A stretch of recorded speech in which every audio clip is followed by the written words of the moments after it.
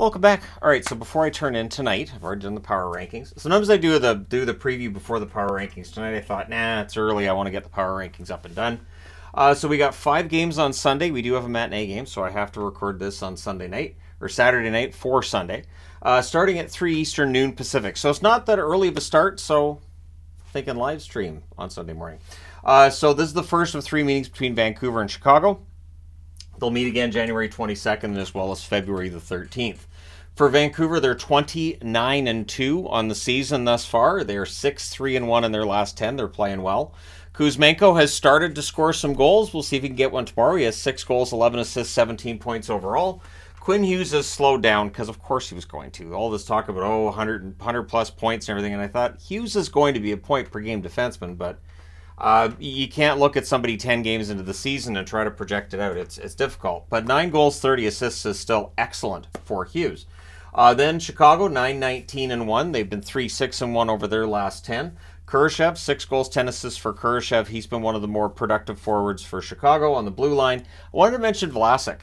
1 goal, 5 assists for Vlasic, so not the offense you might be looking for from Vlasic necessarily. For me to put him on the board anyways, but he's a strong, big defenseman. He's young. I think there's a lot of potential there. I think both Vlasic and Crevier are going to be keepers for Chicago. 6 Eastern, 3 Pacific start. See, I watch these games. I have to. 6 o'clock Eastern, 3 o'clock Pacific start between Washington and Carolina. This is the only game starting at that time of the day, so I hope it's entertaining. But this is the first of 4 meetings between Washington and Carolina. They'll meet again January 5th, March 22nd, as well as April the 5th. The Caps are 14-9-4 on the season. They're 4-4-2 in their last 10. Protas, 3 goals, 10 assists, 13 points. I got him up there. He's a huge forward with a lot of potential.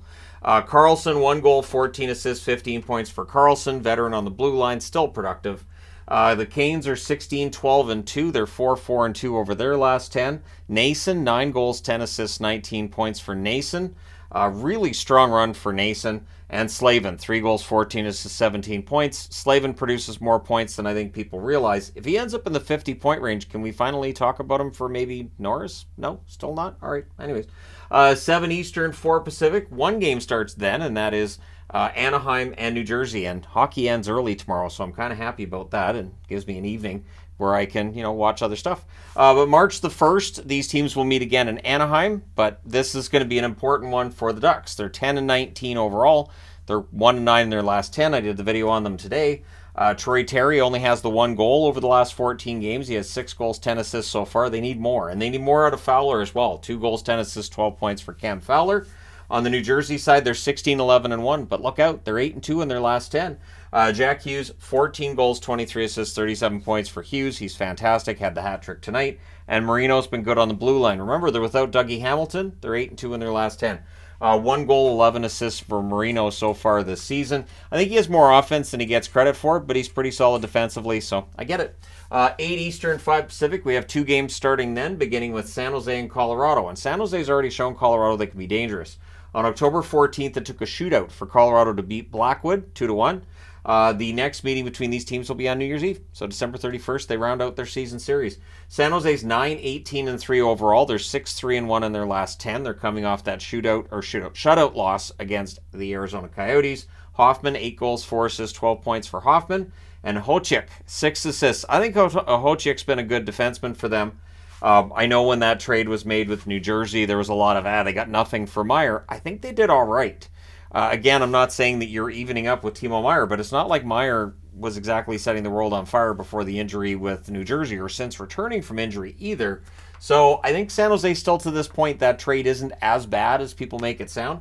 On the Colorado side, they're 18-10-2 so far this year. They're 4-4-2 in their last 10, coming off that rough loss against Winnipeg. We'll see if they can bounce back.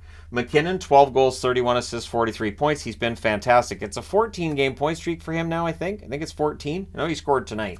And Jack Johnson, 2 goals, 4 assists, 6 points. I got him on the board because Jack Johnson plays better in Colorado than he's ever played anywhere else. He had a nice goal tonight, too. Also at 8 Eastern, 5 Pacific, Ottawa and Vegas. So I'm wearing Vegas because I'm like, yeah, Vegas should beat Ottawa. But what's interesting is, really with all 5 of these matchups, there's going to be a clear favorite. Vancouver, Carolina, New Jersey, Colorado, and Vegas. But that's why they play the games, because it doesn't necessarily turn out that way. So this is the first of two meetings. I was going to say 4 or 5. And I'm like, that's not right. That's the wrong sound I'm making. But first of 2 meetings between these two teams will meet again February the 24th. That's why I was making the noise. Because February 24th, these teams will meet in Ottawa. The Sens are 11-14 overall. They're 3-7 in their last 10. I talked about them in a video today as well. It's part of the reason I picked Anaheim and Ottawa, because they weren't playing on Saturday. Stützle, 6 goals, 22 assists, 28 points. Stützle's been fantastic. Chychrun's been very good, 5 goals, 15 assists, 20 points. The problem with Stützle is they do need a little bit more in the way of points. He's still generating opportunities. He's still Tim Stützle, but they need more finish from him. Over the month of December, it just hasn't been there so far. On the Vegas side, they're 26-5 overall. They're 6-1-3 in their last 10. Their point streak was ended by Buffalo, of all teams, but they still had a really long point streak. Stone, 10 goals, 19 assists, 29 points. Mark Stone playing very well recently. And McNabb, solid on the blue line, 2 goals, 9 assists, 11 points. I figured since I'm doing a forward and a defenseman for every team, and I've already talked about Pietrangelo recently, McNabb is an original. He was one of the misfits, and he's still there. So I figured throw him on the board. And again, I'm taking Vegas for the win. Let me know your winners in the comment section below as always. Don't forget to hit like and subscribe if you haven't done so already. Thank you guys so much for all your support. It means a lot. I will talk